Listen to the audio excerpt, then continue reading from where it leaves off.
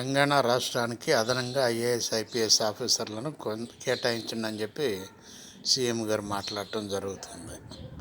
ఈ ఐపీఎస్ ఆఫీసర్లు కానీ ఐఏఎస్ వాళ్ళు కానీ ఎక్కువ మంది ఉంటే ఖర్చు కూడా ఎక్కువగానే ఉంటుంది. ఆలోచించండి ఒక్కసారి. అసలే రాష్ట్రం అప్పుల్లో ఉన్నది. ఈ అప్పులను కవర్ చేయడానికి కొంత కష్టపడక తప్పదు ఆఫీసర్స్ కానీ ఐఏఎస్ ఐపీఎస్లు కానీ. అందుకని ఉన్నటువంటి వాళ్ళతో సరిపుస్తే సరిపోతుందనే ఉద్దేశంతో మా వార్తా విశ్లేషణ కార్యక్రమం తెలియజేస్తుంది ప్రభుత్వానికి. ఎందుకంటే ఈ ఐపీఎస్ ఆఫీసర్లు కానీ ఐఏఎస్ ఆఫీసర్లు కానీ ఎక్కువగా ఉంటే ఖర్చు కూడా ఎక్కువగా ఉంటుంది.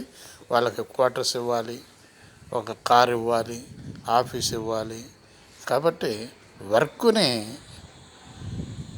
కాస్త ఎక్కువగా కష్టపడేటటువంటి ఐఏఎస్ ఐపీఎస్ ఆఫీసర్లు ఉంటే ఇంకా స్ట్రెంగ్త్ ఎక్కువ అవసరం లేదని చెప్పి మా యొక్క వార్తా విశ్లేషణ కార్యక్రమం తెలియజేస్తుంది. ముఖ్యంగా ఇక్కడ ఎక్కువ మంది ఉంటే కండబలమే అవసరం లేదు, బుద్ధిబలం ఉంటే చాలు. ఐఏఎస్కి కానీ ఐపీఎస్కి కానీ వాళ్ళ పని వాళ్ళు నిర్వర్తిస్తున్నారు.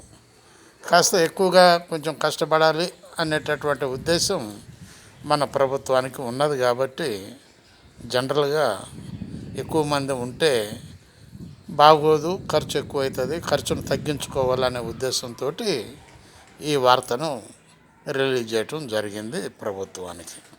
ఆలోచించండి ప్లీజ్. బాలసాని వీరప్రసాద్, హైదరాబాద్.